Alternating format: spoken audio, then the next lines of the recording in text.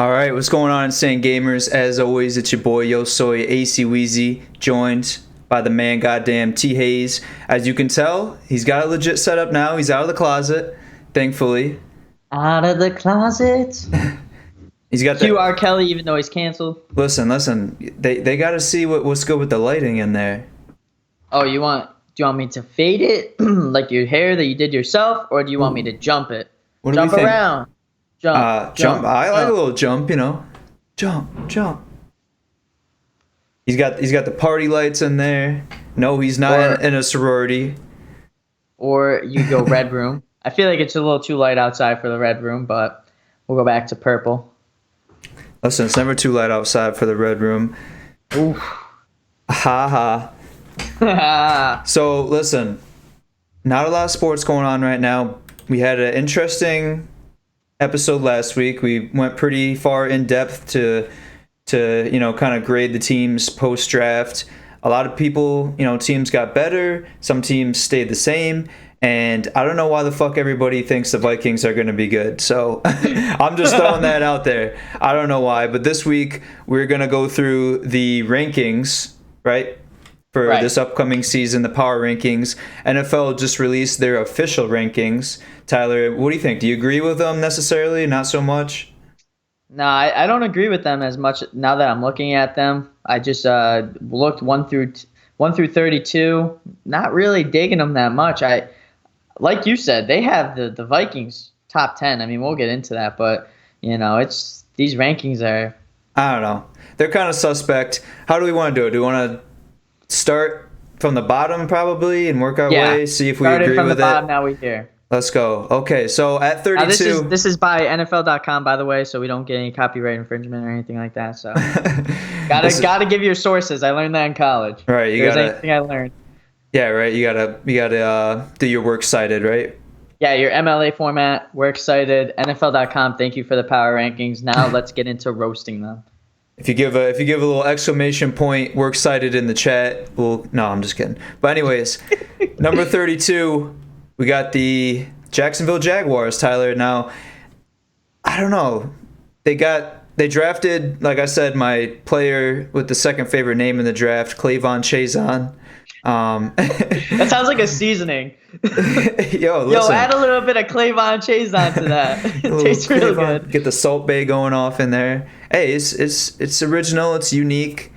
It's K''LAVON, in case you're wondering. But it just reminds me of what was it, a Key and Peele skit where it's like you walk up to her in the club and it's like, "What's your name?" And she's like, L-A Ladasha. It was like one of the funniest shit. But anyways, we're getting off topic here. I don't know. They had a subpar draft. Obviously, they lost Nick Foles. This is Minshew Mania's team now, right?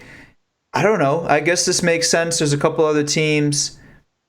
The Redskins. We'll see what happens with Alex Smith when he comes back. Obviously, they got. Well, I guess it's kind of Dwayne Haskins' team right now. I don't know. I agree with the Jaguars at the bottom of the list. What do you think?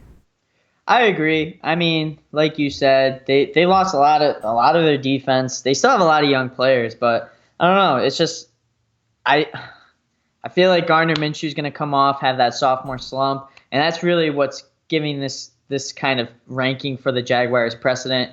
Like he doesn't really have that many targets to go for. They don't have Allen Robinson anymore. I mean, shit, who's their best wide receiver? DJ Chark definitely came on last year. But he was so inconsistent. I mean, they're going to have to pound the ball with Leonard Fournette like the Titans did with Derrick Henry. I mean, Leonard Fournette's going to have to show out this year. He's going to have to rush for 2,000 yards just for the Jaguars to win 6 games, I think. Huh. That's an interesting prediction. But, I mean, in the defense of, DJ Chark, they also have Marquise Lee, right? The receivers over there. Marquise Lee's not there anymore. He's not? Nope. I think he's with the Patriots now. Breaking news. Oh, shit. I didn't see that. Well, I don't even know. Yeah, they had, who's the other guy they had? Oh, no. Now you're going to make me. Marquise Lee's with the Patriots. I was right. Wow. They got D.D. Westbrook, Keelan Cole is who I was thinking of. I mean, some decent guys, but, it's... Decent guys, no playmakers. It's tough to be consistent when, they're like... Foles, he got hurt, Minshew, and then it's like, all right, we don't know who we want to go with. Like, I don't even know if they had, they could have had Foles run first team offense all week in practice and then, start Minshew. But I don't know. 32, I believe that's fair. Also, gotta think they're playing in one of the toughest divisions this year, AFC South. The Colts are real. The Texans, they're kind of hit or miss, but the Titans are definitely real. So you got two teams at least that are gonna be knocking on the door, clapping them cheeks, as I would say, week in, week out in the AFC South. Which is what Tyler and I voted number one that we were looking forward to post-quarantine. So a little throwback to last week's episodes. All right. That's what we call in the business a callback. A little Chekhov's gun, right, is the proper cinematic term. Number 31, Washington Redskins. Now, Tyler, I think you and I both agreed, while they're definitely, and obviously NFL has them ranked at 31, that division's kind of wide open. We wouldn't be too surprised if they made a run at that, right? Yeah, I mean, I would feel like this division is the Cowboys' division to lose. Yeah, I mean, that's a fair assumption. Obviously, they didn't win the division last year. The Eagles did, but they did make some good acquisitions in the draft. Obviously, CeeDee Lamb, and I think they got a couple defensive guys. But yeah, 31. I mean, honestly, like 32 to 25, 26 maybe. It's all a toss up. I would say so. We could probably almost speed through these guys. I don't know what you think about that. We got the Redskins at 31, Lions at 30. I think the Redskins are better than the Lions. I'll say that. Yeah. I mean, I don't know. You still got Stafford. I don't know what's going on in the backfield over there. Right, and I feel like the Panthers at 29 is kind of lowballing them. They're not giving Teddy Bridgewater the recognition he deserves. I mean, the Bengals at 27, that's kind of high. I mean, you don't know how well Joe Burrow is going to translate to the NFL. So, but yeah, no, I agree. I mean, like you said, the Panthers, they made some good acquisitions on the defensive side of the ball. And obviously, when you have Christian McCaffrey, I feel like you can never really count them out. But I feel like their division definitely plays a big part of how how their season's going to shape up. Giants at 28, they obviously Saquon, Danny Dimes, they added Blake Martinez and Kyler Fackrell. They drafted Andrew Thomas, a tackle, which is only, I feel like, going to help them out, right? And so again, wide open division, so maybe they should be a little bit higher. I mean, the Bengals at 27, you look at that, you're like, yeesh. And then you got the Dolphins at 26. Also, I feel like those teams, because they're drafting rookie quarterbacks, they're kind of up in the air. Basically what they're saying with these picks at 26 and 27 in the rankings, that they're better than, Daniel Jones with the Giants, Teddy Bridgewater with the Panthers, and Matthew Stafford with the Lions. So I guess the rookies coming in this season are going to be better quarterbacks than the teams that are behind them. But yeah, I mean, the only thing I'll say as I'm scrolling down the list a little bit, so I think the Giants are better than the Bengals, right? They're 28, right. Bengals are 27. I think the Dolphins aren't getting as much credit. The Bears, I mean, they were just abysmal. They lost, they lost half their defense, I would say. They lost a lot of players. They lost Trey Burton, and they're going to replace him with who? Jimmy Graham, who every time he caught the ball was like that little. You remember that little toy we had back in the day where you push the bottom of it and the person would just like collapse? The Bears have more tight ends than any. Yeah, I know what you're talking about. I'm just saying the Bears have more tight ends than any team in the whole entire NFL. You're going to go on Madden 21 this year, and you're going to go to the Bears roster, and you're going to see 16 different tight ends because they drafted Cole Kmet. They already got Jimmy Graham. They already got every other freaking tight end in the NFL. So yeah, I don't know. I feel like they're probably right there at 25, but I see the Cardinals at 24. Yeah, they added DeAndre Hopkins, but I don't know. I don't really see the appeal in them, especially in the division they play in. Chargers at 23.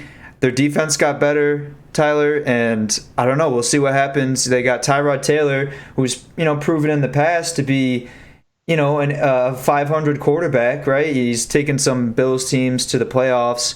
We'll see what shapes out with Justin Herbert. Jets at 22. I mean, do you think the Jets are better than the Dolphins, the Giants, the Cardinals, the Chargers? Does that make sense to you? I mean, honestly, now that I look at it, no. I mean, the Jets, I think, should swap positions with the Cardinals and then move back about 6 more spaces. I don't think the Jets are always going to be a dumpster fire. I don't care who they have on their team. They added a lineman, which I think was great. They added Denzel Mims from Baylor, but I mean, they're just so up in the air with what's going to happen. Most inconsistent team there is in football. So. Mm-hmm. Yeah, and so now we're looking at number 20, as I'm sure you can see on your list right there, Tyler. Oh, we skipped 21, dog.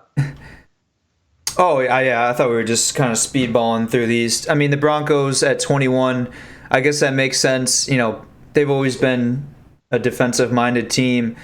Obviously, they still have Von Miller, some of the other guys there up front, Cortland Sutton.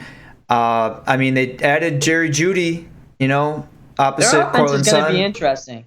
It falls on Drew Lock, and I think you were, kind of adamant, and I don't know if it was last week's episode or the previous week, and you said you don't think he's the guy, right?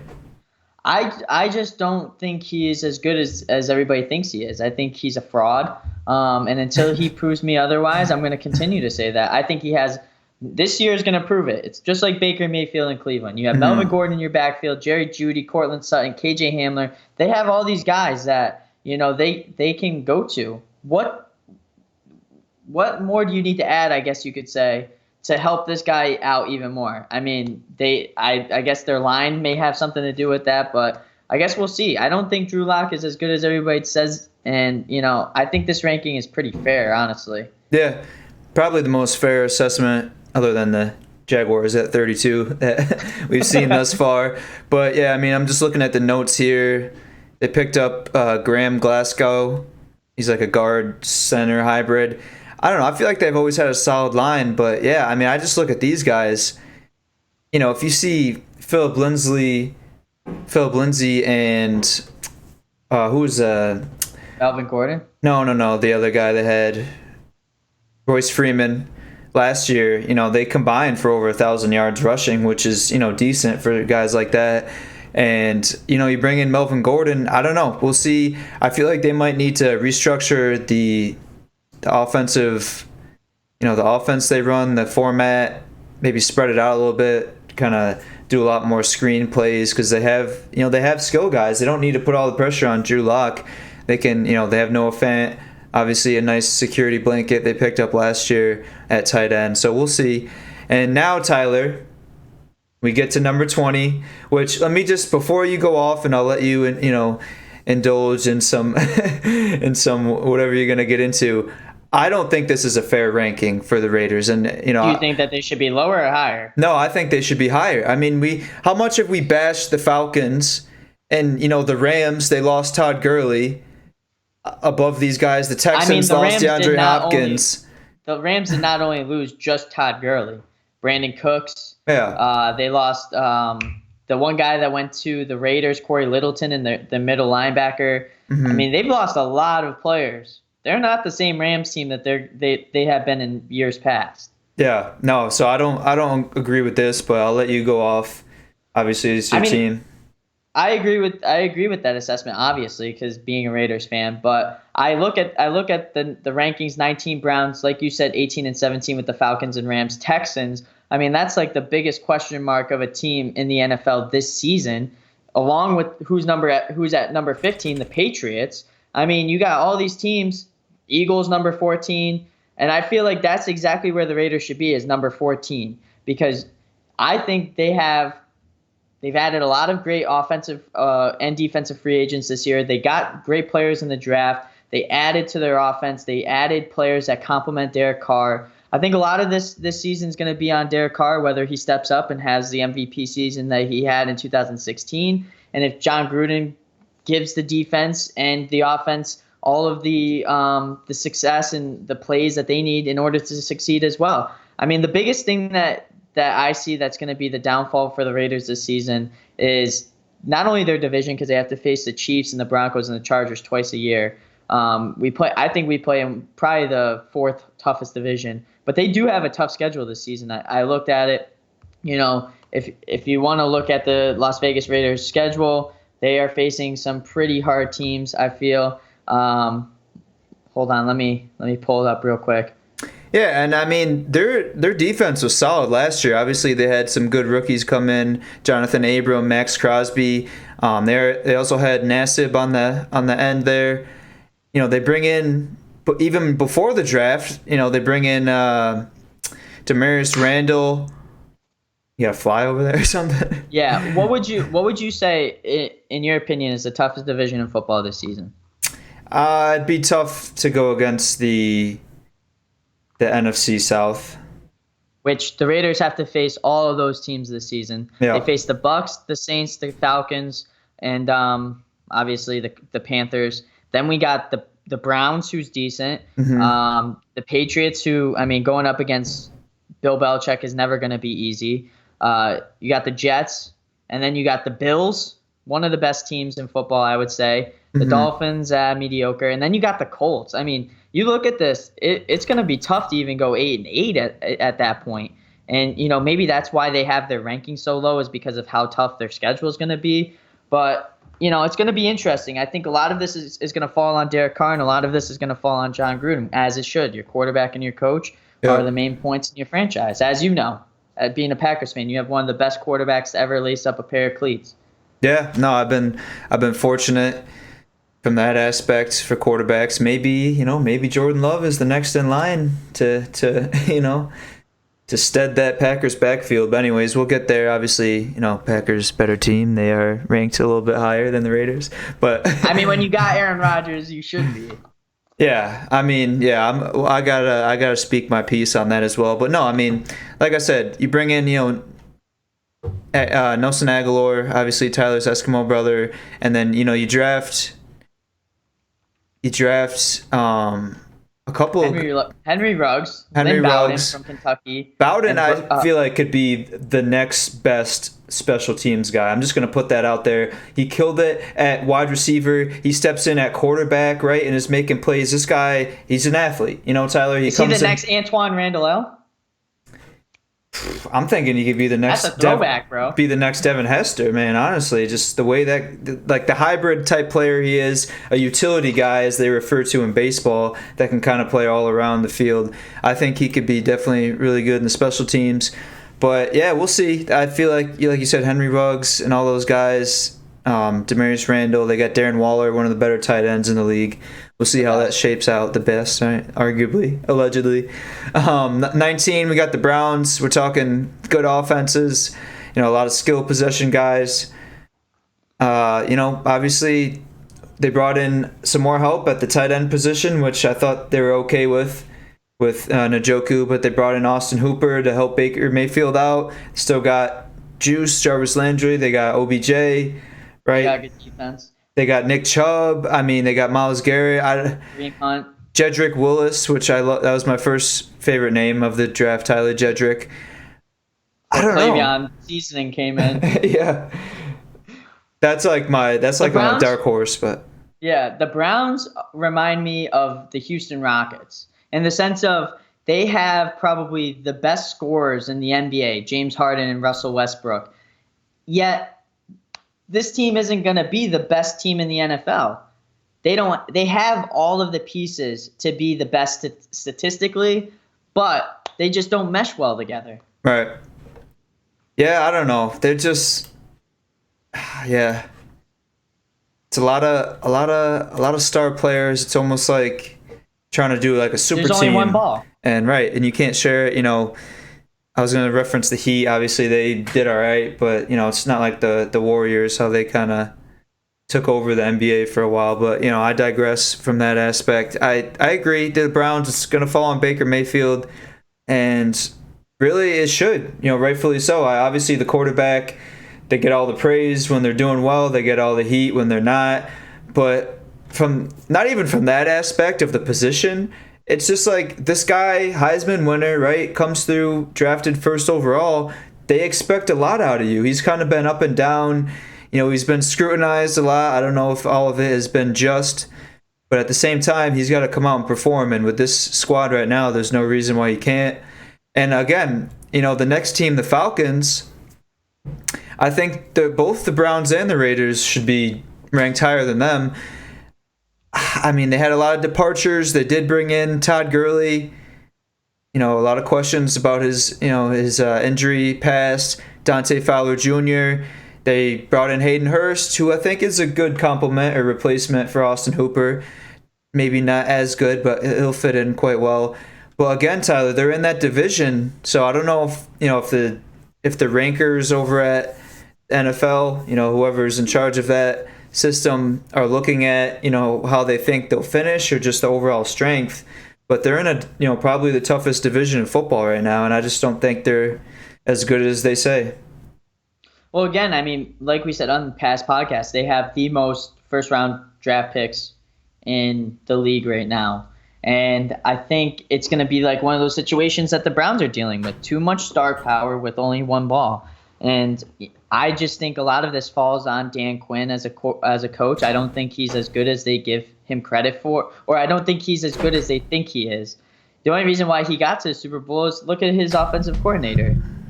I mean, he had Shanahan as his offensive coordinator, one of the best offensive coordinators in the NFL. I would say maybe in history, top. That's why they got there, because of that.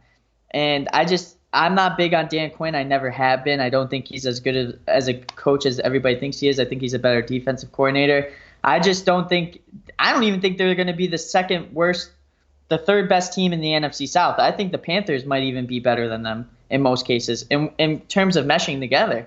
Yeah. Yeah, no, I'd have to agree with you there. And yeah, like you said, Dan Quinn, he's kind of like a Mike McCarthy type guy. He didn't win the Super Bowl like McCarthy did. He got him to a Super Bowl. But, he's like, oh, he's so close. I think he's the guy. We just need a couple other players. I don't know. I was skeptical when the Packers fired McCarthy, brought in LaFleur. But, turned out pretty well in his first season, I'd say. Obviously not the best end result, but they made it to the NFC Championship game. Pretty good, won the division, pretty good for a guy in his first season. But yeah, I just feel like, especially the way the NFL is kind of progressing now, and the trends that we're seeing, Tyler, a lot of more like RPOs, kind of like how the NBA transitioned from a traditional center, like you saw Shaq, Bill Russell, Wilt Chamberlain. Now it's more of that hybrid guy, they can step out behind the key, shoot threes, and stretch the floor. I see a lot of that happening in the NFL. We're seeing a lot more run-oriented quarterbacks. I mean, look at the reigning MVP in Lamar Jackson, right? Obviously, Cam Newton was kind of there for a little bit. They had, even Josh Allen kind of runs a little bit more than he should. I feel like that quarterback position is kind of turning into more of a hybrid, and you need more innovative offenses. I'll give Belichick credit. That guy, as long as he's been here and as long as he's been doing it, he is still a student of the game. You saw last year, Tyler, that, they didn't have maybe the best team skill-wise. They're out here running trick plays. Edelman's throwing passes, so he's staying on his toes. He's staying current. But, yeah, I don't know. I was just kind of going off. If anyone got lost there, how Tyler said Dan Quinn might not be the guy, and I was agreeing, giving my take on it. But next, number 17, the Rams, who I'm looking at this logo, Tyler. They should be 32 just because of that logo. That thing is atrocious. I mean, it's going to be as atrocious as the team's going to be this year if they don't, they have. I look at it. They have Aaron Donald on defense, best player in the NFL defensively. I mean, who do they have on offense anymore? They have Cooper Kupp, to throw to. I love Cooper Kupp. Yep. But they lost Brandon Cooks. They lost Clay Matthews, I think. Yep. He was a one and done in Los Angeles. They lost Todd Gurley, obviously.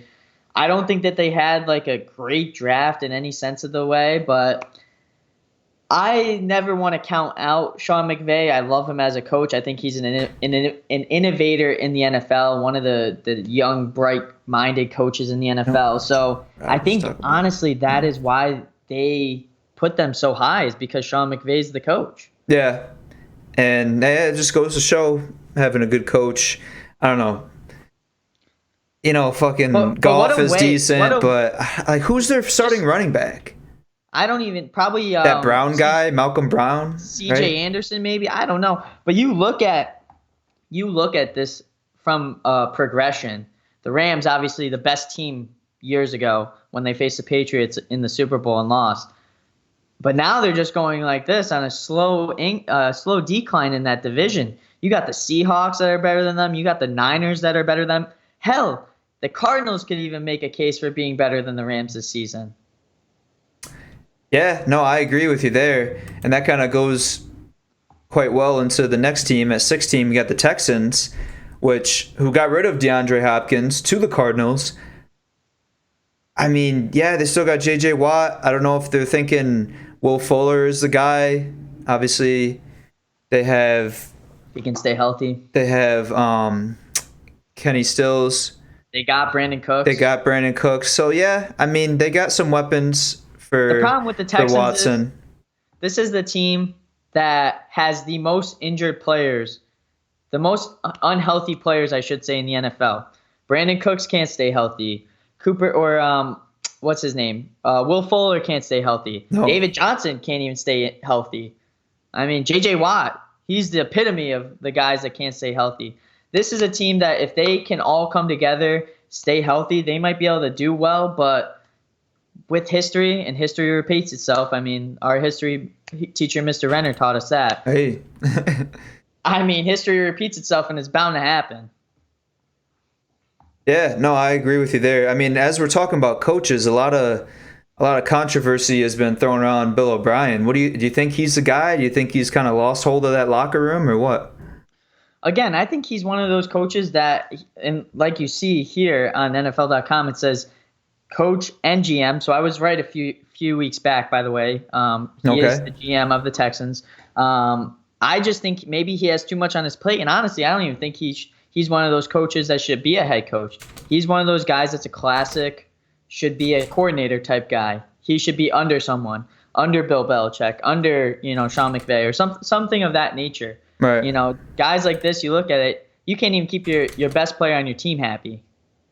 No. He's happy to go to the Cardinals, who didn't even make the playoffs last year. Yeah, I don't know. There's definitely something going on there behind the scenes. But anyways, at 15, Tyler, probably the lowest ranking they've had since, Brady or Belichick stepped through those doors since we were born. Yeah, maybe. The Patriots, New England Patriots. I mean, I get you lose Tom Brady, you lose Gronk, who you didn't even have last year. I don't know. I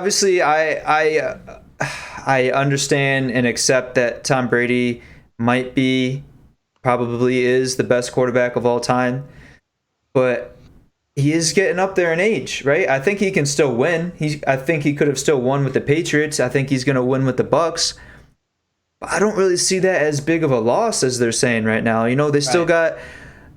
I mean, Tyler, you said the best defensive player you believe is Aaron Donald. They got Stephon Gilmore, who might be number 2. Definitely the best corner.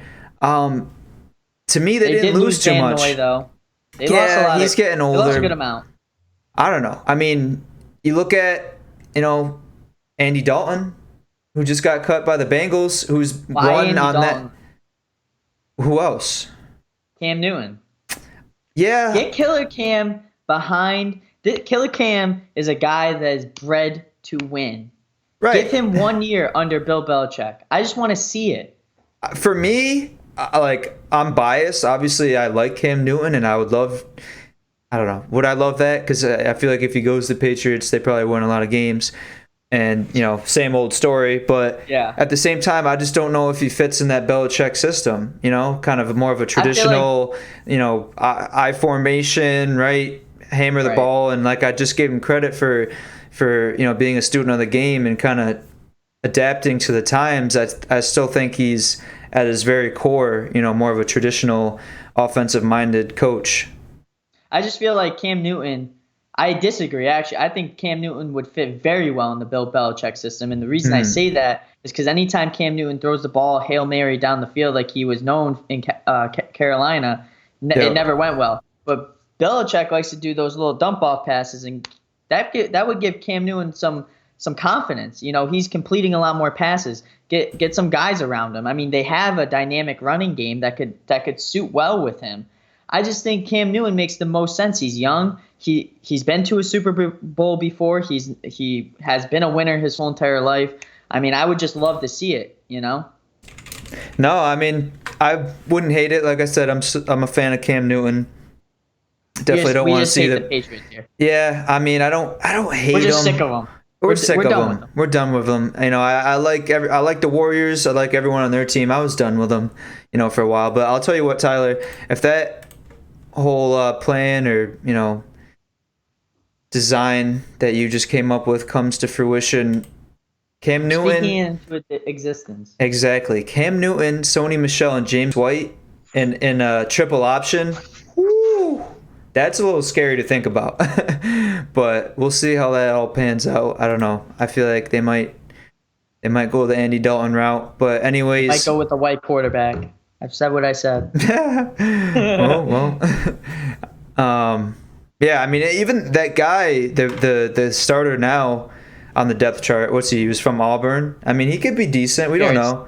Jarrett Stidham. I mean, he's got a banging girlfriend. Most quarterbacks in the NFL do. Yeah. So.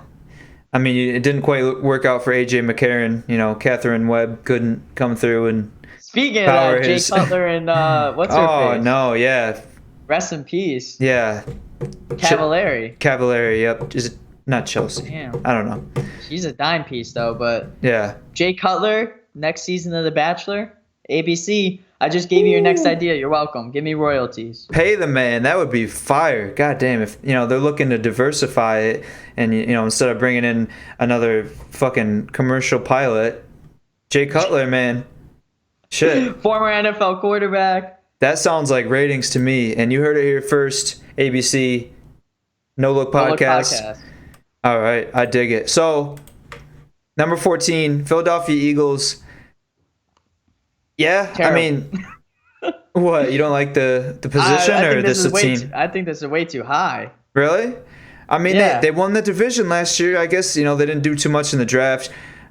Probably the worst draft pick, in my opinion, of Jalen Reagor, the wide receiver, when they had Jefferson on the board, which then in turn the Vikings scooped and got a great value pick. I don't know. They got Jalen Hurts. Is this the end of the Carson Wentz era? Who knows? Or is it the beginning of the Jalen Hurts, Carson Wentz dynamic duo? Yeah, I mean, honestly, I mean, is that what you feel? Do you think that's going to be like a Drew Brees, Taysom Hill type situation? I could see that, honestly. But who's going to be the Taysom Hill? Because I don't think Jalen Hurts is as agile as Taysom Hill. No, he's definitely more of a... a traditional quarterback, but in college, I'm not saying he's not fast or anything like that. I just think, when you have that dynamic, can Jalen Hurts catch the ball 50 yards down the field like Taysom Hill can? I mean, I feel like Taysom Hill is more of a Swiss Army knife, right? And he's very unique at what he does. And I wouldn't say that Jalen Hurts is anything comparable to him. I think that the Eagles had the mindset of, oh, this is going to be our Taysom Hill. And they're going to pick him, and they're going to realize, well, I don't think this guy is actually like Taysom Hill at all. Yeah, no, I don't know. The only thing I'll speak on as far as that whole dual quarterback situation is, Wentz, a guy, obviously, who's been hurt a lot, less snaps, traditionally, Tyler, means less injury, if my mathematic equation is right. Yeah. I think the Giants are better than the Eagles this year. On paper, I tend to agree with you. Yeah, I think, those guys, Saquon is probably going to be the best running back in the NFL this year. I think, Daniel Jones takes that next step. He got a little bit more help. He doesn't have Eli Manning breathing down his neck. No. No more Eli drama. No. Their defense is stacked. He's going to get a full training camp. I mean, yep. We'll see how this whole quarantine situation, but... Yeah, I just don't see the Eagles being this good. I think the Giants are better than them. No, I mean, I think they're kind of going on that Falcons type of plane, where they the Eagles won the Super Bowl, but Falcons make it to the Super Bowl, and then they were just kind of on a steady decline. I feel like that's maybe what we're getting with the Eagles. But in that division, anything goes. Obviously, the the Cowboys made it to the playoffs at 500, but we'll see how that all shapes out. Number 13, we got the Seahawks. Kind of fair. I don't know. I see the Steelers and the Vikings, the Colts above them. I don't know. This is kind of fair. I might move them up a couple spots. Anytime you got Russell Wilson, Pete Carroll, we'll see what happens with Clowney. They got a lot of running backs that they can turn to if they can stay healthy. The receivers, they bring in Greg Olsen, right? I don't know. I tend to agree with it. I think this is probably one of the most fair rankings because you don't know what they're going to do this season. They play in a tough division. But like you said, anytime you have Russell Wilson behind center, good things are going to happen because he's a guy that makes plays even when the line breaks down. And if the line gives him time, he still has some guys that he can throw to. I mean, DK Metcalf's no fucking chump. No, and I already heard reports, circulating that they're going to try to get him more involved, which rightfully so. The guy's a stud. He could, I don't know, I see him like, DeAndre Hopkins, a big body guy. You just throw it up to him, let him work. And, his hands were in question, Tyler. I feel like the consistency of, his hands and catching ability, I feel like he came through pretty clutch. I don't know the exact numbers on drops, but I feel like those 50-50 balls, you got a guy like that size, that athleticism. They lost Doug Baldwin, which sucks. It's not easy losing a guy like that. But I think that they replaced him well. I mean, they got, like I said, DK Metcalf. Who else do they have? They have that Tyler Lockett. Tyler Lockett, who's really good. Chris Carson out of the backfield. Yep. I mean, they got some good players. It's just tough because you don't know how well the rest of your team on defense and offensive line is going to hold up. Right. Yeah, I don't know. Like I said, maybe move them up a couple spots. But now is where it starts to get interesting, Tyler. Excuse me. Number 12, we have the Tampa Bay Buccaneers. Now, as I previously stated, Brady's getting older. But if his name is still Brady, if his name is still Tom Brady, then he's going to win, right? I feel like the Buccaneers make the playoffs. They give us the Saints a run for their money. They bring in Gronk. Obviously, they have Mike Evans, Godwin. I mean, the guys are there. They have Ronald Jones, who I feel like will be decent. He was kind of like a James White type player to me, in my opinion. He can catch the ball pretty well out of the backfield. The defense is good. I don't know, Tyler. And then you see the Steelers at 11, the Vikings at 10. I feel like the Buccaneers should be at number 10, in my opinion. I disagree. I think they should be top 5. Oh, okay. I think they have the best offense in the NFL. I think they have a very good defense. They solidified their offensive line with drafting Tristan Wirfs, who I think was the best offensive lineman in the draft. Yep. I just think they have everything there. The biggest thing for Not them White, is by the way, is I unjustly assumed during the draft, and I apologized last week. Tristan. I mean, a guy from Iowa, you would think, but yeah. I just think they're a lot better than they're giving credit for in this ranking. And maybe I'm building up to the hype of what's going on in Tampa or whatever the case may be. But I just think you look at this team on paper, they should be top 5 in the NFL. I definitely don't agree with that, but I'd say top 10, right at number 10. I mean, Colts at 9. I don't know if I don't get the hype around that, but we'll get into it. Steelers at 11.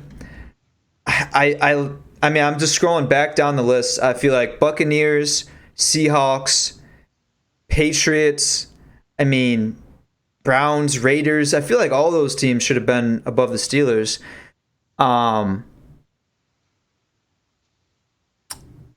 Okay, they brought in Minkah Fitzpatrick.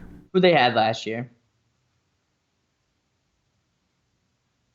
I mean, they have Juju Smith. I don't know. Obviously. Ben Roethlisberger is probably Is he the X factor?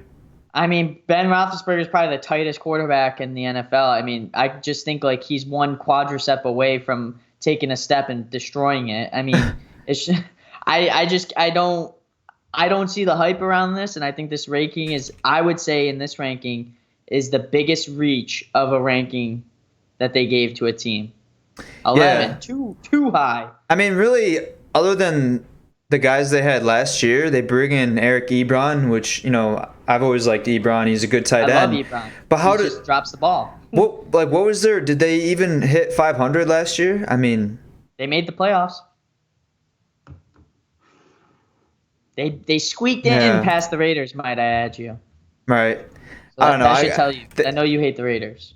No, I don't hate the Raiders. I like to get you going, Bust my but nuts. I mean I guess that's just, they're one of those organizations, right? The Patriots, Packers, Steelers. They're kind of a perennial team, right? Year in and year out, to have solid results. I guess that's just what they're giving them the benefit of the doubt. Tomlin obviously has proven himself as a coach. They still have James Conner, Jalen Samuel, I believe, right, who came in the backfield. Who's Decent. he put up some good numbers, but yeah, we won't get too much into it. I don't know. Weird ranking right there. Steelers at number 11, but now at number 10 we have the Vikings, who I said earlier, fuck the Vikings. You draft a couple good guys and you think they're a top 10 team? I mean, They also got Trent Williams, though. Oh, no, they didn't. The Niners got Trent Williams. I lied. I forgot about that. They did get Ezra. Who is it? Ezra Cleveland. Yeah, they got him. I think that was the biggest Him. thing. They needed to add people to the offensive line, which they did. I think this is a good pick. I would probably swap it with the Colts, honestly, because I don't think Phillip Rivers is as good as they're giving him credit for. But I think the defense is really what brings the Colts up that far. But I think that's a decent pick. They lost Stephon Diggs. They added Justin Jefferson. You still got Adam Thielen. You got what's the running back? I'm drawing a blank. Dalvin Cook, come on, man. Got Dalvin Cook. Come on, my your cousin. Jeez. Coming off one of the best years of his career, the best year of his career. I think they're going to solidify that a little bit more with the run game. I don't know. Their defense is strong. I think this is a great ranking right here. I just think they should be above the Colts. I don't see it. They were 10-6 last year. They made it to the playoffs, right? And they lost. I mean, we both know the biggest thing here. The biggest X factor for the Vikings and why they do so poorly is Kirk Cousins. Why pay a guy if he's not going to give you what you are giving? You're paying this guy. That's like paying $55 for a Big Mac. Like a Big Mac is worth $5. Why are we when you're paying drunk, him like 11 maybe, times? but that's like, were they drunk when they fucking structured his Maybe. contract? I don't think the Vikings. Maybe the air's too thin in Minnesota. Could be. I don't know. The new stadium, when they got the roof closed, not enough oxygen. They're like but hotboxing the stadium, and I they don't think, get it. Kirk Cousins is the best quarterback in the NFL. I mean, the guy, it's like, what's his name? Had one good year and they paid him all this money. Anyways, I'm not going to go off on a tangent. Vikings fucking suck. Packers are going to run away with that division. It's going to be easy. The Bears fucking suck. The Lions fucking suck. I mean, the Vikings are going to finish at 10-6 again just because they're going to get 4 wins from the Bears and the Lions, right? And I don't think they have that hard of a schedule otherwise. Kirk Cousins, you're not going to win a Super Bowl with Kirk Cousins. I don't care if you make it to fucking 5 NFC Championship games in a row. You're not going to win a Super Bowl with Kirk Cousins. I don't think. Go off, King. I don't think they made enough acquisitions in this offseason. Like, they got worse to me. Kirk Cousins is a year older. He's a year shittier. You lose Stephon Diggs, bring in Jefferson, who, might be decent down the road. I mean, Gladney, what would they think? Gladney is like the second coming of fucking Patrick Peterson? I don't even know. I don't know. That's stupid. And then another stupid fucking ranking, the Colts at 9. I actually like this one. I mean, I think They have a lot of their defense is probably the best in the league. One of them. I think they make the playoffs. Playoffs? But we're talking about. No, I think they make the playoffs. I think Phillip Rivers, kind of has that last good season. They win a playoff. Phillip Rivers wins a playoff game. They bring in Michael Pittman Jr. And Jacob Eason. Yeah. to replace And Rivers. who I think that's a smart they pick. drafted that they got Buckner. They drafted that other running back who's like supposed to be a workhorse, even though they already had Marlon Mack. I don't know. I mean, I still think the Jonathan Titans. Taylor. I still think the Titans are better. And Jonathan Taylor, who you said was the best running back in the draft last week. Jonathan Taylor. Yeah, that's he can be a 3-down guy, but I don't think he's gonna make them a top 10 team in the NFL.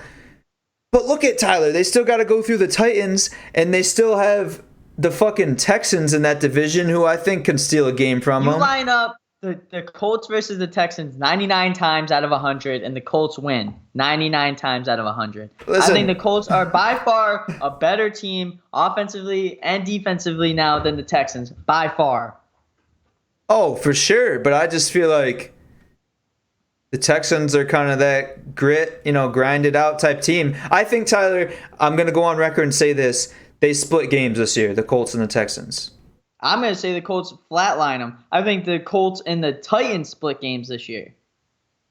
Oh, I think the Colts sweep the Titans. I think that the Titans are pretenders, Wow. but Wow. we'll get into that in a couple minutes. Uh-oh. Now, Number 8. at number 8, let's see, Tyler. The third best team in the NFL last year is the same team. Maybe got a little bit better. They didn't lose anybody. They might make some acquisitions, right? They didn't lose anybody. Who? They lost Jimmy Graham.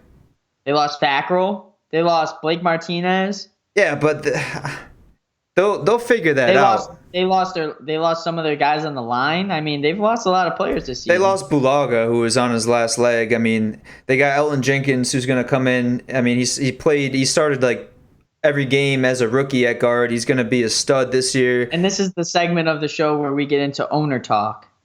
Owner talk. I don't care. Like, obviously, I'm not. I've been vocal about being confused with the trading up for Jordan Love, but at the end of the day, I'm a fan of the Packers first and foremost. So if they think this was the play, then I'm behind them. But they bring in a tight end from Cincinnati, right? Josiah DeGora, right? Tyler, who was the last tight end to be drafted from Cincinnati and play in the NFL? I'll give you a hint. Travis Kelce. I mean, this guy, if you look at him, same beard, same stature. Must be the same person. He's got to be the same fucking person. So I'm sitting here saying they bring in another tight end. They bring back Mercedes Lewis. They draft another running back, which I don't know what that means. They still got Aaron Jones and Jamal Williams. But number 8, okay, I might not put him at number 3. I'd say the Ravens and the Saints are better than him, but I'd put him at number 5 all day. I mean, you got the Cowboys and the Bills ahead of them. I don't know. I agree with that. I think you're too biased. So what are you saying? You think they're at the right spot? I would say, looking at it and looking at the teams above them, I think they're right where they need to be. Prove me wrong, Packers. Aaron Rodgers, prove me that you're gonna bring this team to the promised land. I don't think that they got better this season. I think they got a little bit worse, which is what happens to organizations when players get older and they move on. I mean, I just think the Packers are at that cusp of being really great and just being good.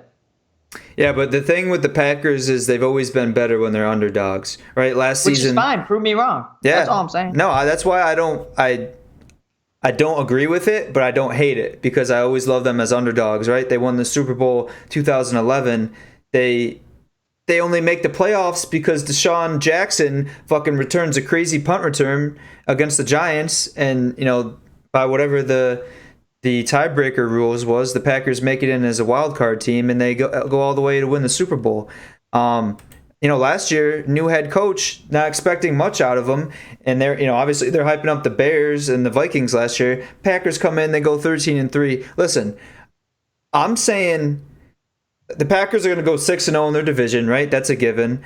And then even if they go 500 in the other 10 games, that's 11-5, Tyler. That's a winning that division record. That's a playoff making record. That's all I'm saying. And then, we go up the Cowboys. Okay, yeah. Like, this is a broken record. As much as I sound like a broken record, and I got to let Tyler talk a little bit more. But the fucking Cowboys, year in and year out. They made the playoffs last year at 800, Tyler. They add CeeDee Lamb, and they got a good offense. Okay, why are they number 7? Wow. Tell me. What do you think? We're losing them. Tyler. Also, hold on one sec. My laptop's about to die. Oh, I need a plug. Oh. We're going on a journey. Get the plug. I don't have any plugs in my new setup. I got to work on that. Everything's, coming along. But... He's got the nice new setup with the desk, and now we're still back on the footstool. I would have been, ready if, Austin wasn't shaving his head, putting a mullet on like he's trying to look like what's his face from fucking that one High School Music, Billy Bob or whatever. High School Music. High School Musical? No, the High School Football. What's that one show called? Or that one movie called Blue? No, not Mountain State. Blue Mountain. Yeah, what are you talking about? Whatever. All American? No. I don't watch that, but I don't know. His name was Billy Bob. I don't fucking know. I'm Austin Cook. All right? Whoa, but now you're government. Oh, shit. Fuck, I don't care. Come find me. But anyways, so I just asked you a question. Why are the Cowboys ranked numbers? That's what it's called. Sorry. All right. Why are the Cowboys ranked number 7? Well, they're like that team on paper. They have all the offensive and defensive players that they're young, they're good. They have Mike McCarthy, which I think is a definitely upgrade from Jason Garrett, if you ask me. That's easy. They do play in one of the weakest divisions in football, so I think that has a lot to do with it. I think that this is a fair assessment of where they're going to rank this season. Like you said, and like I've said on numerous occasions, it's all up to the quarterback. Dak Prescott's got to show out. You got the weapons, probably one of the best in the league, I would say.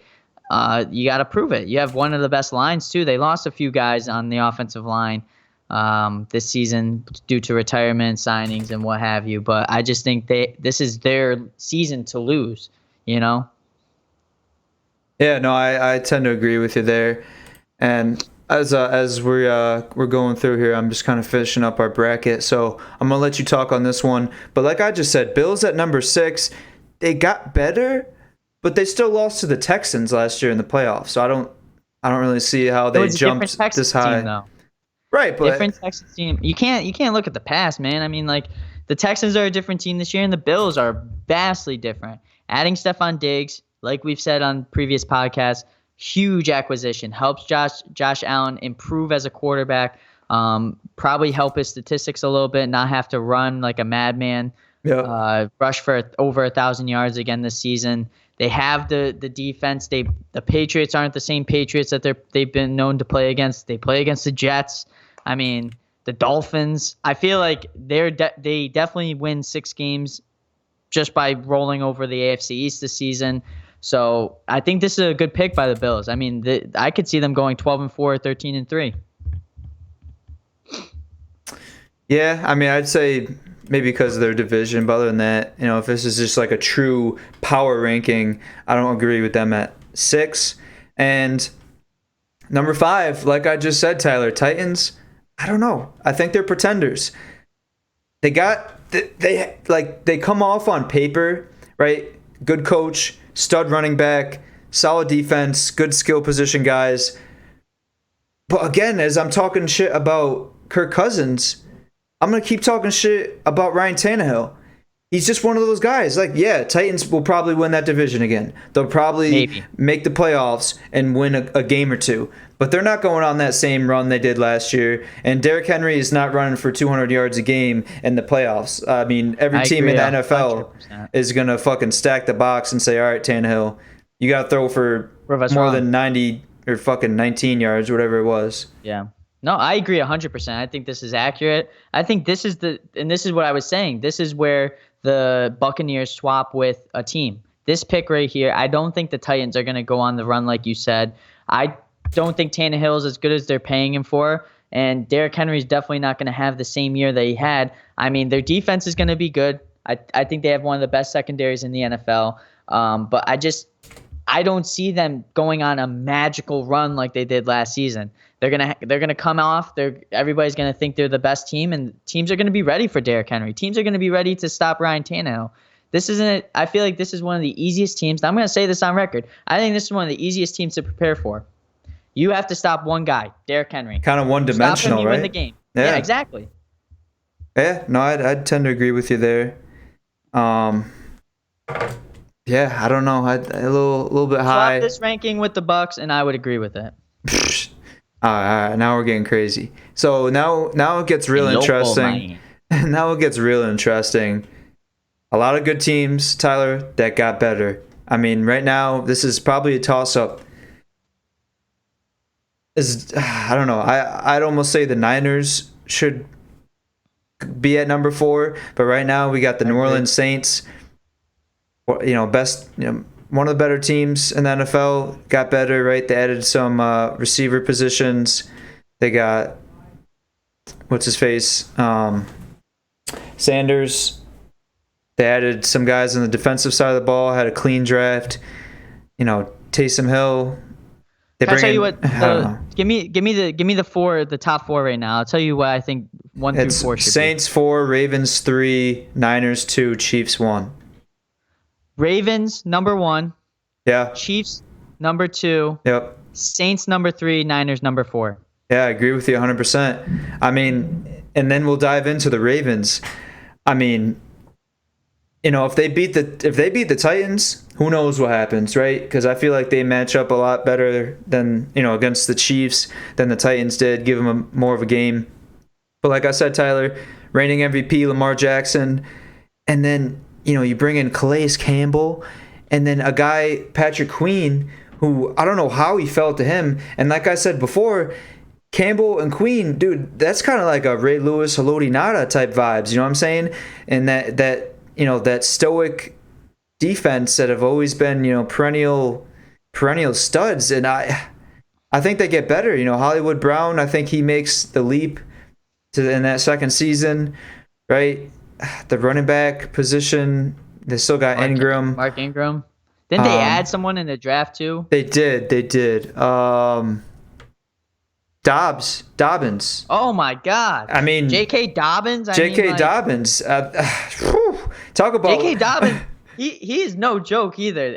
I don't know how he fell that far. No. But I mean, this guy was a killer at Ohio State. Not this past season, but the season before. I mean, talk about triple option, Tyler. We're talking about the potential triple option with Newton in New England, but this is a legitimate triple option. In Baltimore, we have Mark Ingram, J.K. Dobbins, and Lamar Jackson. That's scary for defenses, I mean, I'm going to go out and say it. I think Lamar Jackson's going to be the best quarterback in the NFL. Patrick Mahomes being right behind him, and then Aaron Rodgers, of course. Okay, thank you. I just think Lamar Jackson statistically is a freak of nature. He's going to rush for 1,000. He's probably going to throw for 4. I think the biggest thing that they just need to look at, why not go after Antonio Brown?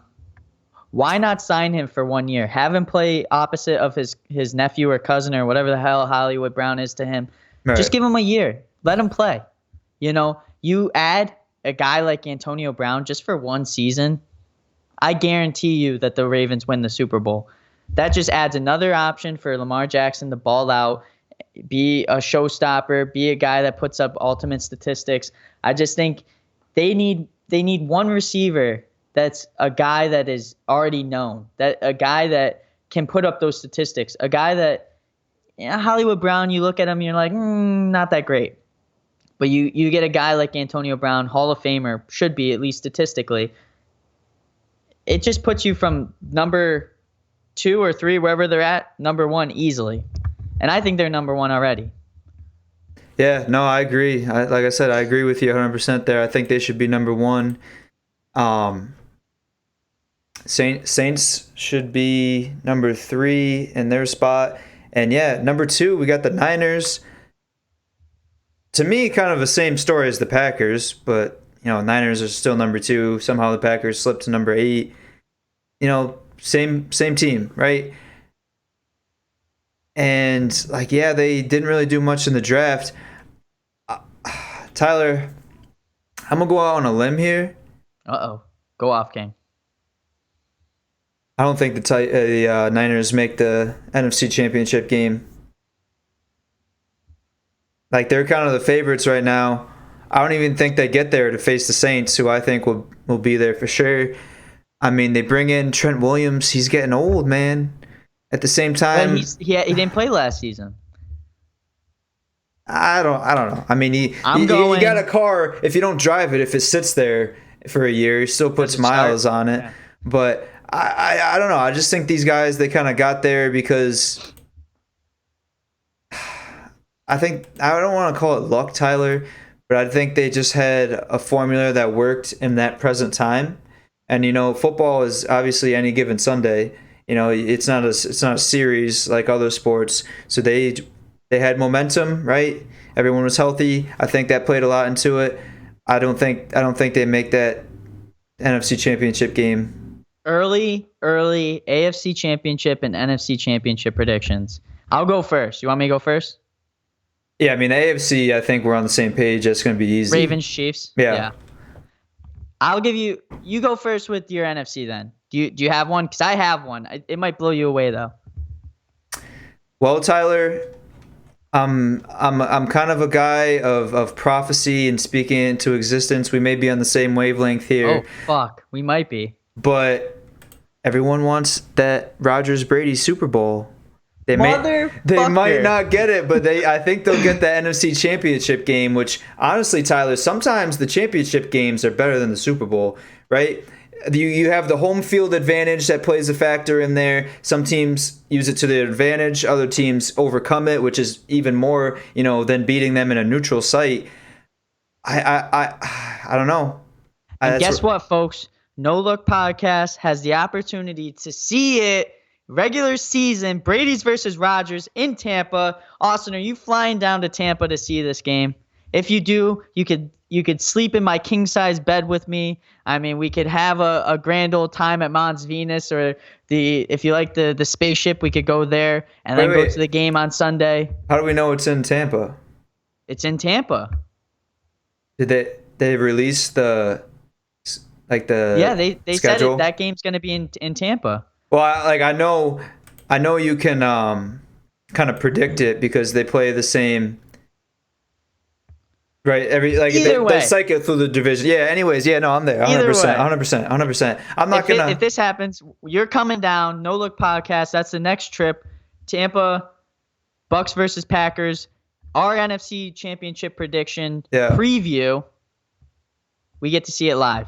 And I agree. I'm glad we're on the same wavelength. I feel like that. I was like, I don't think he's going to agree with this. I think he will just because Aaron Rodgers is a part of it. But dude, that just looks sexy. I'm like looking at all the promos, Brady in that Bucks uniform, Rodgers with he's probably going to have a mustache by then. But oh yeah, the vets versus the new guys in the Super Bowl. I mean, you would have either Lamar Jackson, Mahomes versus Rodgers or Brady. Yep. I mean, it's beautiful. No, it's truly like a yin and yang type situation, like you just said perfectly. The vets versus the new era, if you will. Hey, got the new era shirt on too, kind of. Hey. But yeah, so now number one, the Chiefs.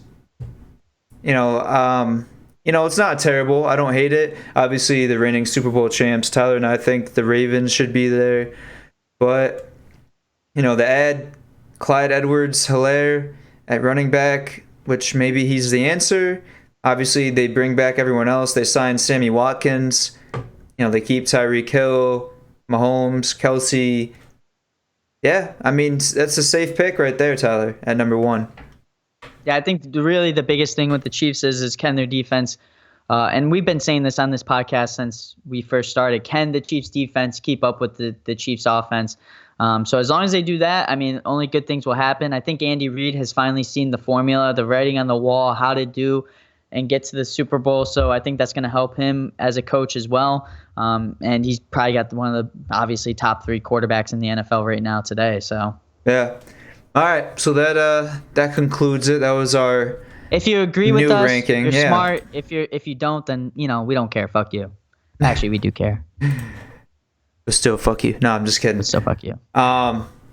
I'm just noticing that the OBS chat isn't working, so I'm pulling up the chat on the stream. Mr. Wet says Redskins will be sneaky moist this year. Okay, I'm not sure how that makes any sense, but we'll Chase see. Young, maybe. You know. We'll see. Insane Games TV. Whoa, top 5. I think they're referring to your Bucks, and with the lowercase and the 2 exclamation points, I'm gonna go ahead and assume that was Dan commenting. So, but yeah, the Bucks top 5. That's definitely interesting. So now we're gonna get into our bracket, Tyler, Our Brazy Bracket Friday. which I was working on. I tried to be subtle about it while you were talking. I think I did a good job. Oh, you did wonderful. I couldn't even tell, even though I knew that's what you were doing. I could tell it in those not forest green, but Hazel, baby. hazel. Those hazel eyes. Hazel eyes. I might be like Billie Eilish, except hazel eyes. I like it. We can definitely run that remix. Brown eye boy. Do, do, do, do. All right. So let's see. I gotta share the screen with you. All right, just making sure that's good. Okay. So here we go, Tyler. Sharing the screen with you. Can you see the bracket? Here we go again. I see myself. Oh, can't spell. Well, let's try this.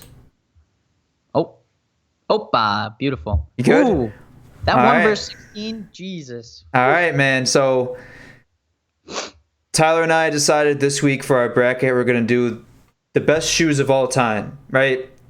Tyler and I maybe used to be more so of sneakerheads. I still enjoy it. You know, I definitely don't purchase as many, right, as I used to, but I still, you know, a nice clean pair of kicks, I feel like is the base. You know, obviously they're on the Wait. bottom. Your boy today rocking the Gucci loafers. Something light. Ooh. God damn, he's got the Gucci low, says the house shoes, just kicking it. Just kicking, Golly, baby. something light. All right. Well, as Tyler said, let's dive right into it. The 1 verse 16. My choice was the Air Force One. Tyler put the Cortez in here, which I was gonna say the Air Force One, by the way, but Yeah. I wanted to give you some. Okay. Well, thanks.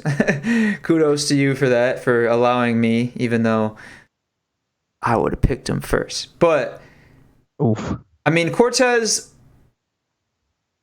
Maybe it's kind of like the type of thing of like it wasn't that influential to me. That's more of a West Coast shoe, I feel like, Tyler. We grew up on the East Coast, where especially in New York, Air Force One. I mean, you got Nelly singing about him. Like Wale made references to him, right? Big, you know, one of the biggest sneakerheads in the hip hop scene. For me, this is a no-brainer. Air Force One over Cortez all day. Do you have any input? I agree. I think the Cortez is, you know, Kendrick Lamar put that Nike Cortez on in his biggest diss track of the 21st century. But Cortez, honestly, I think it's a more comfortable shoe. I mean, shit, Forrest Gump ran in them for like 1,600 miles. Hey, Let's us not forget. But no, most influential. fuck you, Jenny. Yeah, fuck you, Jenny. Air Force One. I mean, it's probably one of the one shoe that you could go to that would go with just about anything, whether you go black low top, white low top, black high top, white high top. And then you get into all the flavors, the colors. I mean, I agree. Air Force One definitely above the Cortez. But if I did have to go with one that's more comfortable, fuck the Air Force One, because I have an arch like a motherfucker in my foot, so the Cortez just is a lot more comfortable. The fuck just happened in the bracket? Uh-oh. No. I thought I clicked start. No. What about pending? Hold on. I'm putting it back on the normal screen. Oh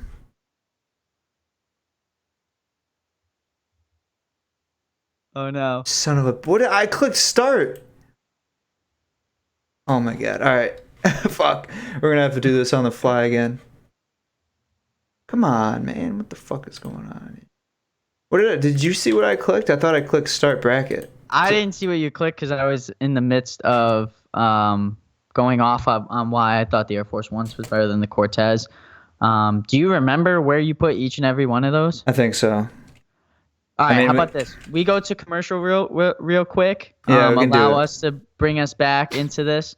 Yeah, we're gonna go to a quick commercial here on the No Look Podcast. We're gonna get into this Brazy Bracket Friday on best kicks. I messed up. Austin messed up. Your boy's gotta take a piss. That's the real reason why I want to go to commercial. Sounds good. All right, we'll be back. We'll be right back. I'm on my own, broken alone. Okay. I feel the rain crashing down all around this empty town. We're searching for the lost and found, but you don't care, you're unaware. Keep moving like the scars aren't even there. It's in the air like a blazing flare. Don't stare 'cause the flames will burn us. I thought you were the one for me. That's why I gave you everything. Held you close by the stormy seas. Oh, you meant the world to me. I used to kiss your head when you cried for me. Hold your hand while the pain was over. Keep you warm by the roaring sea. You meant the world to me.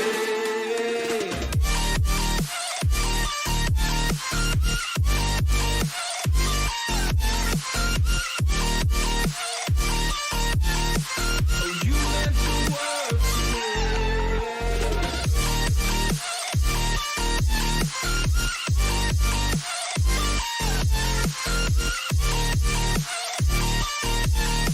Oh, you meant the world to me.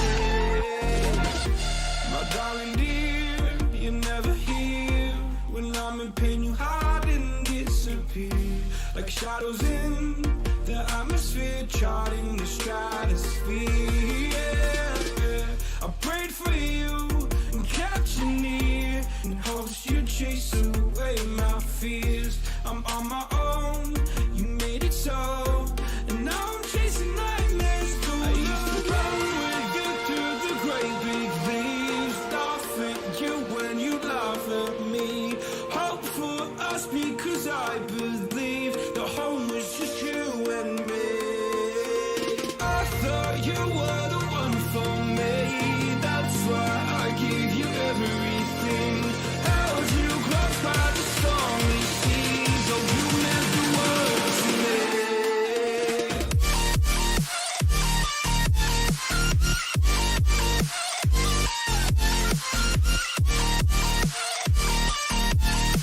Oh, you meant the world to me.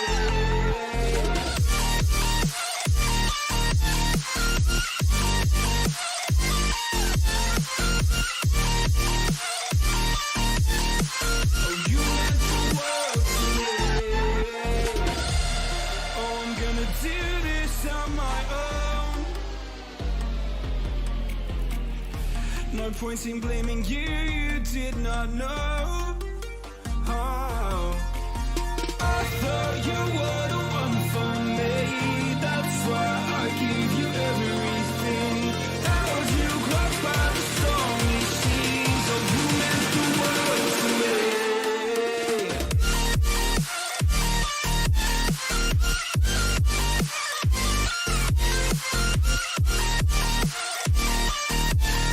Oh, you meant the world to me.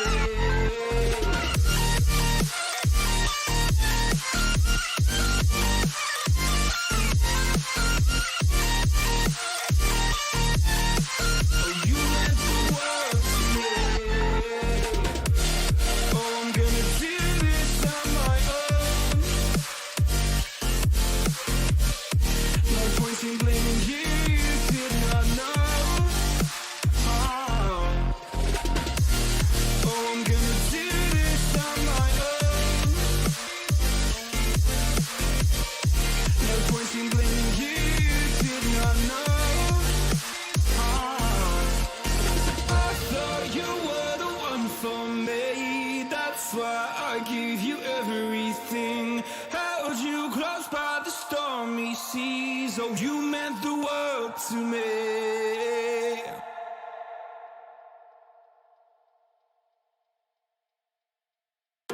I'm on my own, broken alone. I feel the rain crashing down all around this empty town. We're searching for the lost and found, but you don't care, you're unaware. Keep moving like the scars aren't even there. It's in the air like a blazing flare. Just stare 'cause the flames will burn us. I thought you were the one for me. That's why I gave you everything. Held you close by the stormy seas. Oh, you meant the world to me. I used to kiss your head when you cried for me. Hold your hand while the pain was over. Keep you warm by the roaring sea. You meant the world to me.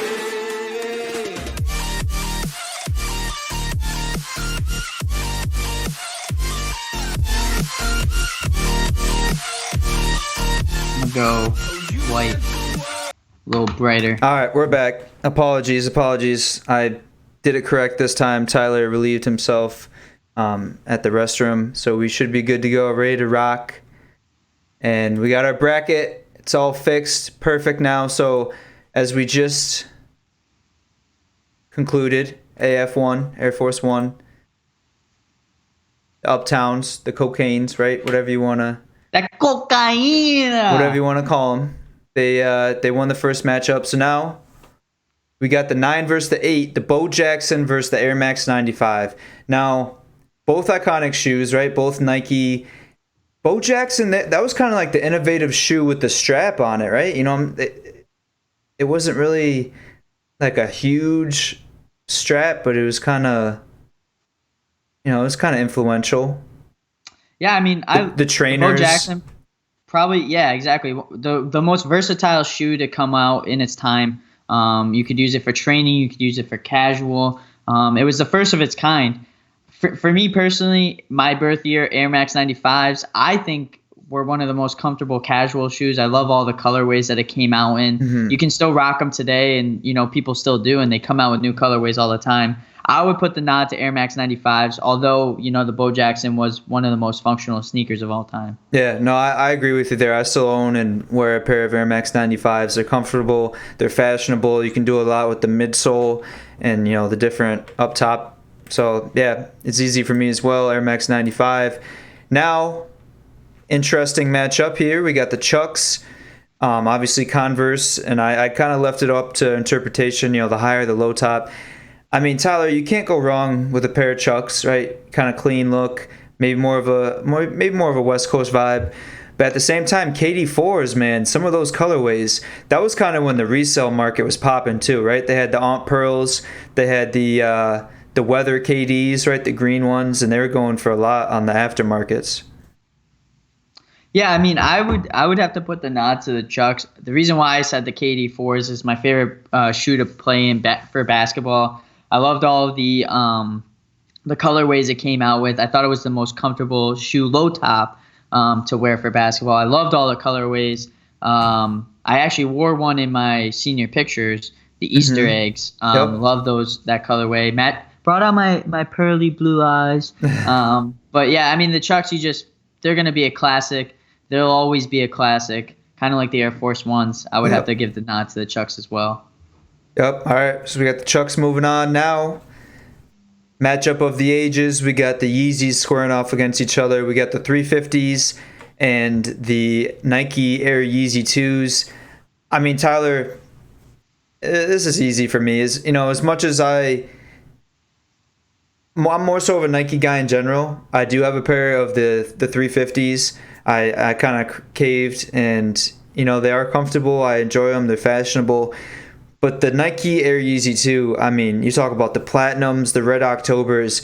That was when the sneaker game was at its height, and they just kind of shook the whole game up. No, I agree 100%. The Yeezy 2s were like the shoe that everybody wanted, but nobody could get.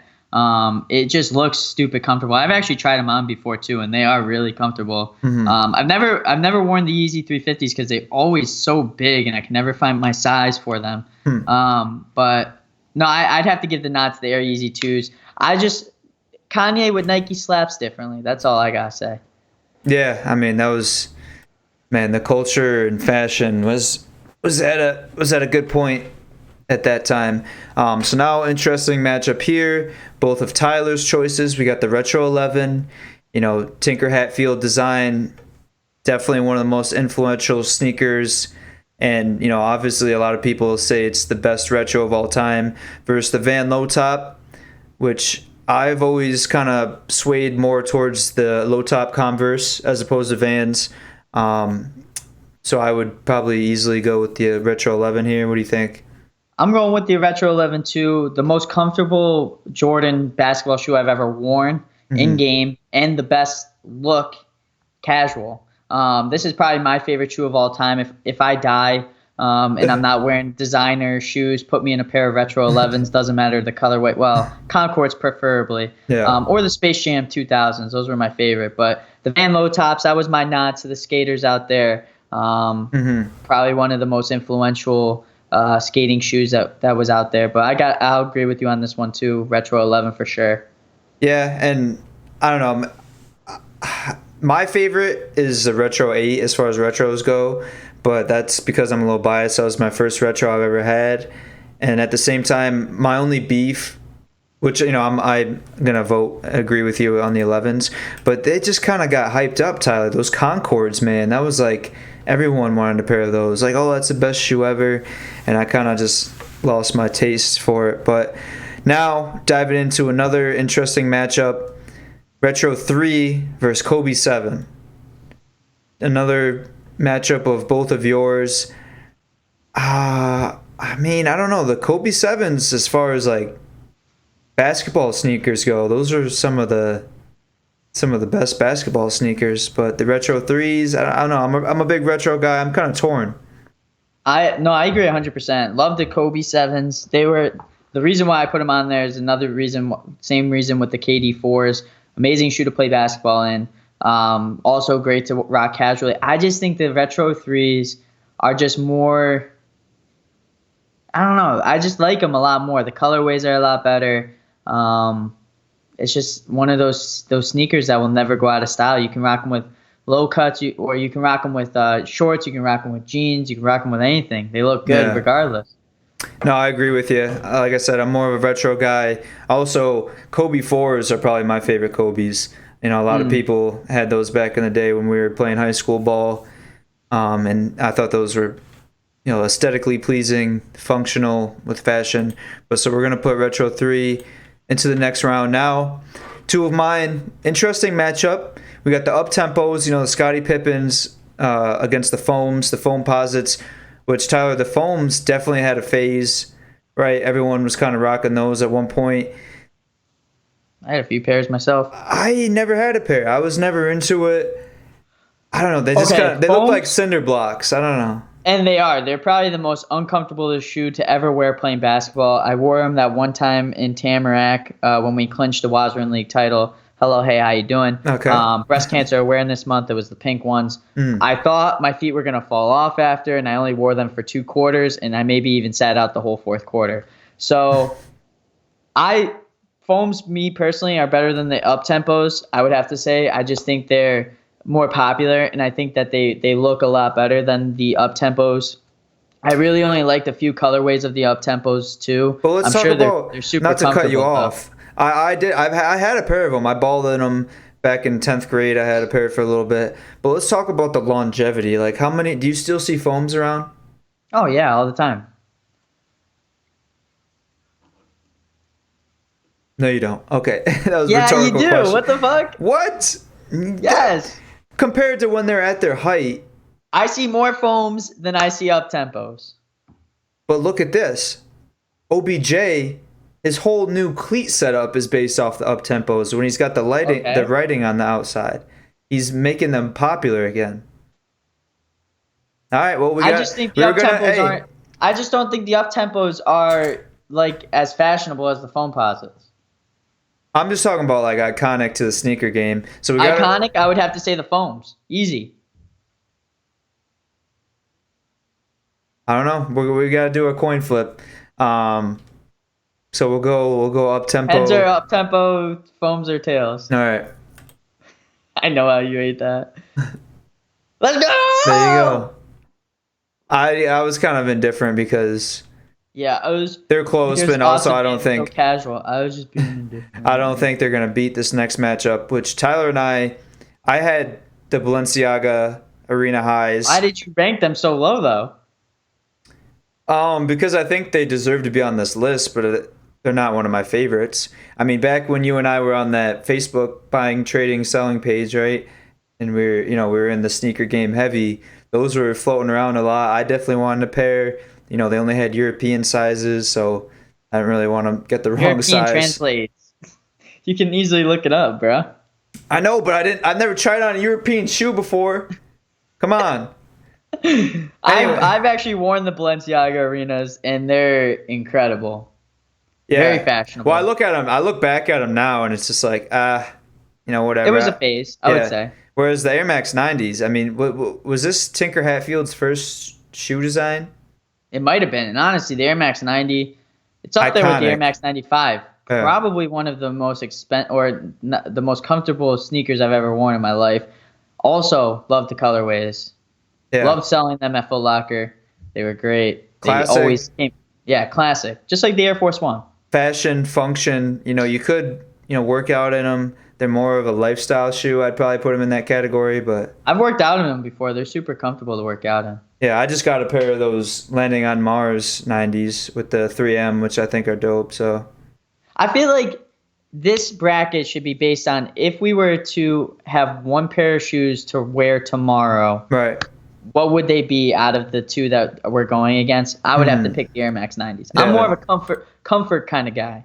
Yeah, I've definitely swayed more to a more like sleek running style silhouette. I've even kind of strayed away from the retros. I still have them. I still wear them every now and then, but now I'm wearing my 350s. I'm wearing my Air Max 90s.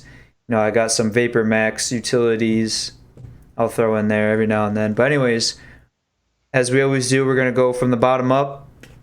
Bottoms up. For me, this is easy. Air Max 90 over foams all day. I wasn't even kind of huge on foams in the last matchup, which they had their moment, but I was never a fan.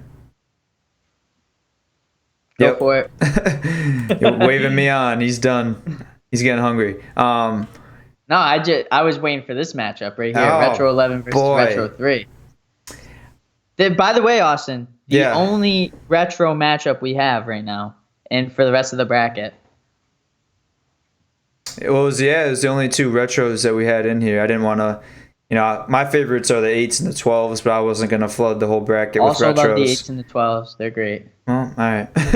Anyways, I'll start by saying this, and you can speak your piece if you want. I prefer the 3s, but if we're talking about overall iconic to the shoe game, it's got to be the 11s. Like I said, if there's one shoe that you would have to pick between these two to wear the last day of your life, which one would it be? I mean, I don't like how overhyped the 11s got, so I would choose the 3s, but I like they just transcended the sneaker game, and kind of that might have been the shoe, honestly, Tyler, that mixed sports with fashion. Honestly, And it's like the Concords are like a tuxedo, right? I agree with you. If I had to wear one shoe between these two for my last day of life, if I'm going to go play basketball, if I'm going to go golfing, if I'm going to go just out to the clubs, I'd rather be wearing the Retro 3. Oh, you agreeing with me at the 3? Yeah. Well, Yeah. see, well, okay, but I'm saying the 11 was kind of more influential. I would say the 3 is the most, out of these two, is the most universal shoe. I don't really like wearing the 11s casually. I don't think that they look as good as the Retro 3. Well, okay, so I mean, I guess now that I'm thinking about it, the 3 was the first model that introduced the elephant print, which is Correct. probably maybe the most iconic print as far as Jordan Brand goes. So, okay, yeah, I mean, I guess we'll just go with that. With the 3. Tyler threw me a curveball here. I'm waiting to put the 11 through, and then he's like, I agree with you with the 3. Okay, so this one is an interesting matchup. Obviously, the Converse, the Chucks, they're timeless, but at the same time, the Air Yeezy 2 just was crazy. I don't know This which is way easy to, for me. What are you picking? Air Yeezy 2 by far. I just like them. I don't like flat shoes. I mean, they hurt my feet. It's definitely like specific for me, but the Air Yeezy 2s, They're fashionable. I feel like they look comfortable. So, all right, now interesting matchup here, Tyler. Air Force Ones versus the 95s. Same type boat for me in this situation. I own a pair of each. I might prefer the 95s, but as far as like the iconicness and the overall influence on the sneaker game, you can't go away from the Air Force Ones. I'm gonna have to agree with you. I mean, Air Force Ones. I would rather wear the Air Force Ones over the 95s, especially the Cocainas. Mm-hmm. And I love the high top ones. They're a bitch to get on, but they look so good. Yeah, but you talking about the one with the little strap on the side? Yeah. Yeah, no, those are cool. I mean, that was like that's just like a classic shoe. You know, you can't. It's like if you don't have the money for the new J's, but you don't want to look like a scrub, cop a pair of Air Forces, right? You can't go wrong with those. You never go wrong with exactly a fresh pair of Air Force Ones. Get the crease protectors. You want to protect your investment. The shoe tree. Right? I feel like I'm back in Foot Locker right now. Maybe get your Jason Marks, to clean the white. Never put your shoes in the washer. That's your first mistake. But no, unless it's like a mesh upper. Like I've thrown Roshi's in the wash before.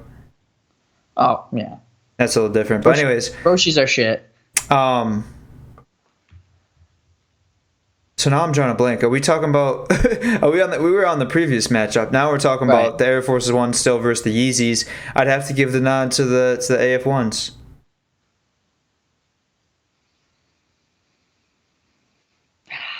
Like overall, though, Tyler, you know what I mean? Yeah, no, I agree. Like the Yeezys, if they were still making the Yeezys through Nike, then it's a different conversation. But they're dinosaurs, man. I mean, obviously they had a huge impact on the game, but at the same time, it was more of a phase thing. You don't really see too many of those in the streets right now. Right. Next matchup, another tough one. It's not easy when you get to this point in the bracket. Retro 3 versus Air Max 90s.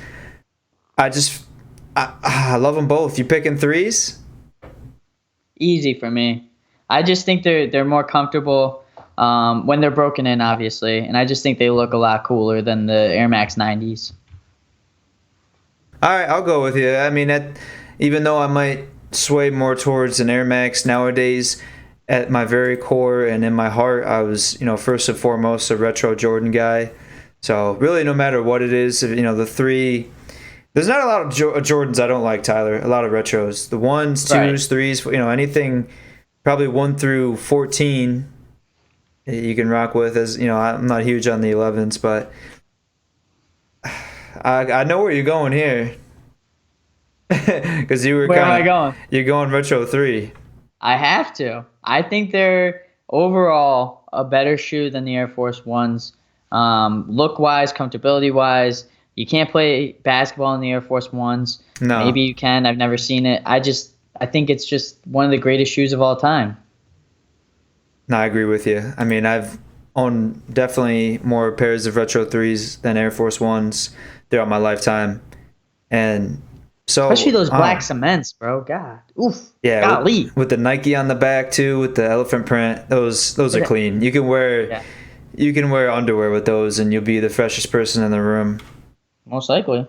The only thing that I didn't like about the Retro 3s was the cracked soles, but we don't have to worry about that. Right. No, not with the newer ones. The retros, the OGs, definitely for sure. You got that midsole crack. But all right, here we go. Retro 3, Air Jordan Retro 3 is our most iconic sneaker of all time, Tyler, and I don't hate it. I don't hate it either. I think we did a good job. I think once again, committee did a great job this week. Coming out with the bracket. The matchups, maybe not so much, but the overall was good. I had fun, you had fun, we all had fun. I hope the viewers had fun, and I hope they agree with us. Again, like I said about the NFL, if you agree with us, you're smart. If you're not, fuck you. That's all I gotta say. Fuck you. Whoa! Yankee with no brim!